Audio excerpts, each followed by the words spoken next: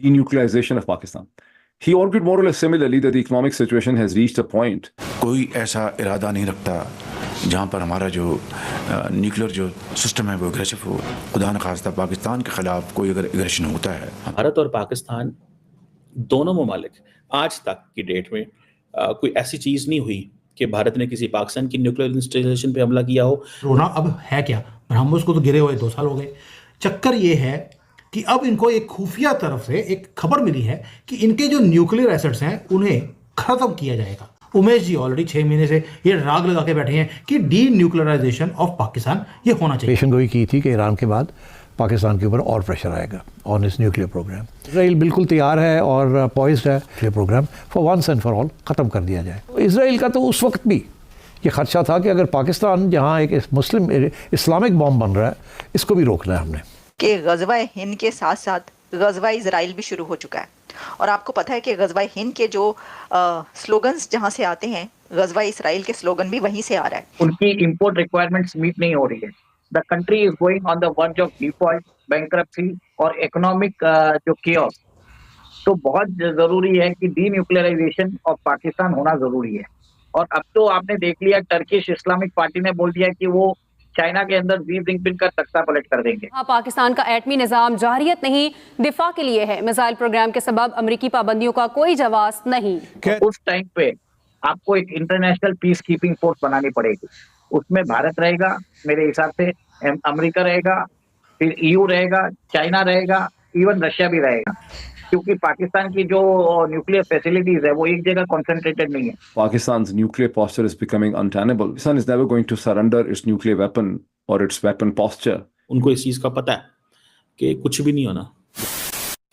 नमस्कार दोस्तों, जय हिंद। जैसा कि आप जानते हैं, पाकिस्तान की हालत आज बहुत खराब हो गई है। एक तरफ जहां पाकिस्तान की इकोनॉमी बर्बाद हो गई है, वहीं दूसरी तरफ पाकिस्तान आतंक का गढ़ बन गया है। हर रोज पाकिस्तानी में जगह जगह धमाके हो रहे हैं, हर रोज पाकिस्तानी सैनिक मारे जा रहे हैं। इन्हीं सबको देखते हुए दुनिया को अब डर सताने लगा है, कहीं पाकिस्तान के न्यूक्लियर एसिड जिहादियों के हाथ न लग जाए। अगर ऐसा होता है तो पूरी दुनिया को इसका खामियाजा भुगतना पड़ेगा। पाकिस्तान पूरी दुनिया के लिए एक बोझ बन गया है, जिसे इस हालत में छोड़ा नहीं जा सकता। इन्हीं सबको देखते वह पूरा वेस्ट प्लान बना रहा है कि पाकिस्तान के न्यूक्लियर एसिड को जब्त करा जाए। और खबर आई है कि वेस्ट के साथ साथ अब चीन भी इनकी मदद करेगा पाकिस्तान के न्यूक्लियर एसिड को खत्म करने में, क्योंकि अब चीन को भी इससे खतरा है, क्योंकि दुनिया भर में रेडिकल इस्लाम बढ़ रहा है। हाल ही में तुर्की के टेररिस्ट जिन्होंने सीरिया पर अपना कब्जा कर लिया, उन्होंने हाल ही में बोला था कि अगली बारी चीन की है। इन्हीं सबको देख पाक मीडिया तिलमिला उठा है और बोल रहा है इजराइल ईरान के बाद यूएसए के साथ मिलकर हमारे न्यूक्लियर जब्त करने वाला है। आज पूरी दुनिया हमारे न्यूक्लियर एसिड को खत्म करना चाहती है।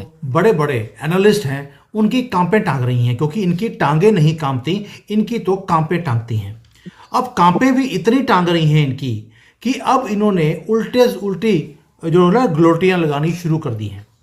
वो रो रहे हैं वहाँ पर कि ब्रह्मोस आ गया हमारे पास, खुदा के वास्ते वो फटा नहीं, फट जाता तो हमारा क्या क्या फट जाता। भी आती है बात कि रोना अब है क्या, ब्रह्मोस को तो गिरे हुए 2 साल हो गए। चक्कर ये है कि अब इनको एक खुफिया तरफ से एक खबर मिली है कि इनके जो न्यूक्लियर एसेट्स हैं उन्हें ख़त्म किया जाएगा। उमेश जी ऑलरेडी 6 महीने से ये राग लगा के बैठे हैं कि डी न्यूक्लियराइजेशन ऑफ पाकिस्तान ये होना चाहिए। और तीसरा ये है कि अब इजराइल, ईरान और पाकिस्तान इन दोनों के न्यूक्लियर इंस्टॉलेशंस के ऊपर हमला करने वाला है। इजराइल का तो पाकिस्तान से कोई लेना देना नहीं है। वाई पाकिस्तान? 5 दिन पहले अमेरिका ने पाकिस्तान के 4 फर्म्स के ऊपर एक सैंक्शंस लगाए थे, जबकि उन्होंने मिसाइल टेक्नोलॉजी कंट्रोल रेजिम में कुछ चेंजेस करके हमें उसका हिस्सेदार बना दिया, ताकि अमेरिकन स्पेस प्रोग्राम को बेनिफिट हो सके इसरो और नासा के कोलैबोरेशन में। आज की डेट में पाकिस्तान के पास शाहीन मिसाइल है, जिसकी रेंज बताया जाता है 2750 किलोमीटर है। और आज की डेट में the distance between Pakistan and Israel जो डिस्टेंस है वो 3000 किलोमीटर का है। अब अमेरिका ने जो सैंक्शंस लगाए हैं पाकिस्तान के ऊपर, वो डायरेक्टली इसके लिए लगाए हैं कि पाकिस्तान की मिसाइलें वो डायरेक्ट इजराइल ना पहुंच सके, क्योंकि पहले भी मेरे ख्याल से 1980 में भारत और इजराइल ने प्लान किया था कि वो पाकिस्तान के कहूटा न्यूक्लियर फैसिलिटी पे हमला करेंगे। और अभी भी गाजा के ऊपर उन्होंने बेंजामिन नेतन्याहू को एक टेररिस्ट घोषित किया हुआ है। ईरान और पाकिस्तान के बीच में दोस्ती होती जा रही है और ईरान का कोई भरोसा नहीं है, अगर वो पाकिस्तान से मिसाइल टेक्नोलॉजी ले ले, वो कोलैबोरेशन हो जाए, क्योंकि पाकिस्तान की माली हालत भी बहुत खराब है। $500 मिलियन का जो IMF से लोन मिलने वाला था, जो कंडीशनल लोन मिलने वाला था, वो नहीं मिल रहा उनको। उनकी हालत इतनी खराब है कि सीपेक से चाइना भी हट रहा है, क्योंकि IMF का लोन उन्होंने ये बोल दिया है कि आप ये पैसा आप चाइना को रीपे नहीं कर सकते इंटरेस्ट के हिसाब से। तो अब पाकिस्तान को प्रॉब्लम इतनी खराब हो चुकी, इतनी ज्यादा प्रॉब्लम हो चुकी है कि वो इंटरनेशनल मार्केट में अपनी न्यूक्लियर टेक्नोलॉजी, अपनी मिसाइल टेक्नोलॉजी सब वो बेच सकता है। और पाकिस्तान का जो न्यूक्लियर टेक्नोलॉजी है वो खुद का नहीं है, उसने सब जगह से चुराया है। उसने नेदरलैंड से चुराया है, उसने नॉर्थ कोरिया से लिया है, उसने को चाइना ने सपोर्ट किया है, पहले उसको यूनाइटेड स्टेट्स ने खुद सपोर्ट किया है, क्योंकि वो भारत के अगेंस्ट पाकिस्तान को खड़ा कर रहा था for regional balancing of power. कि पाकिस्तान एक तरह से उनकी इकोनॉमी चरमरा रही है और पाकिस्तान आर्मी के अंदर एक सिंपथाइजर ग्रुप है जो एक्सट्रीमिस्ट रेडिकलाइज्ड है।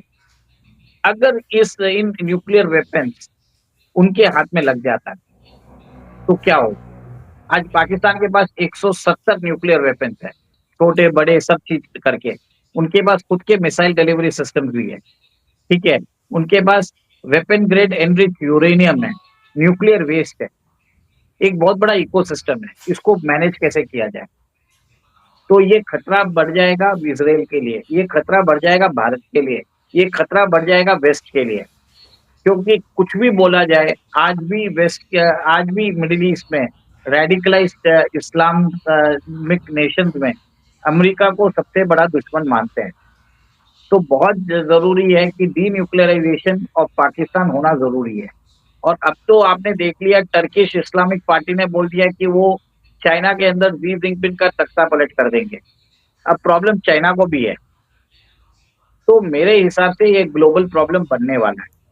लोग इसकी बात नहीं कर रहे हैं। मैं बहुत दिनों से बोल रहा हूँ कि पाकिस्तान का डिसइंटीग्रेशन होगा, उसके पहले डीन्यूक्लियराइजेशन ऑफ पाकिस्तान जरूरी है। और ये होगा कैसे? अकेला कोई नहीं कर सकता, बिना भारत के तो कर ही नहीं सकते आप, क्योंकि भारत का जो बॉर्डर है, भारत जानता है पाकिस्तान के जितनी इंफॉर्मेशन भारत के पास होगी कि इसको सिक्योर कैसे कर सकते हैं, किसी के पास नहीं हो सकती। तो मेरे ख्याल से आगे जाके जो मुझे लग रहा है कि पाकिस्तान की इकोनॉमिक स्थिति खराब हो रही है, Pakistan is going on the verge of disintegration. Army के अंदर भी रेडिकलाइज एलिमेंट्स हैं, तो वहां पे खतरा बढ़ जाएगा। और उस टाइम पे आपको एक इंटरनेशनल पीस कीपिंग फोर्स बनानी पड़ेगी। उसमें भारत रहेगा मेरे हिसाब से, अमेरिका रहेगा, फिर EU रहेगा, चाइना रहेगा, इवन रशिया भी रहेगा। तो एक कंट्री मिलके नहीं कर सकता उसको। क्या इंडिया और पाकिस्तान के हवाले से कोई एक दूसरे को शकूक शुबहात है? वजह क्या है? ऐसी क्या चीज़ है? आपको याद होगा कि रिसेंटली इंडिया ने एक मिसाइल छोड़ा जो पाकिस्तान के एक इलाके में आके लगा।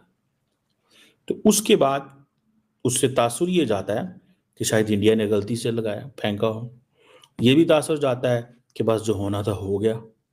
भारत और पाकिस्तान दोनों ममालिक आज तक की डेट में कोई ऐसी चीज़ नहीं हुई कि भारत ने किसी पाकिस्तान की न्यूक्लियर इंस्टॉलेशन पे हमला किया हो, हमने भारत की किसी न्यूक्लियर इंस्टॉलेशन पे हमला किया हो। सो हम दोनों मुल्कों ने बड़ी केयरफुली, अच्छे अंदाज से, बड़े समझदार, पढ़े लिखे अंदाज के साथ इस चीज़ को एड्रेस किया कि भाई साहब जो भी हो, जैसे भी हो, ये न्यूक्लियर वाली चीज़ में मजाक कोई नहीं चलेगा। क्योंकि अगर न्यूक्लियर में मजाक हो गया तो फिर हर चीज़ ही जो है वो उड़ जाएगी। अगर न्यूक्लियर में मजाक हो गया तो हर चीज़ ही फिर उड़ जाएगी, फिर कुछ भी नहीं रहेगा। फिर आप समझें आप गए। ये चीज़ जो है, ये उस वक्त ये चीज़ मतलब एक वो सामने आ रही थी।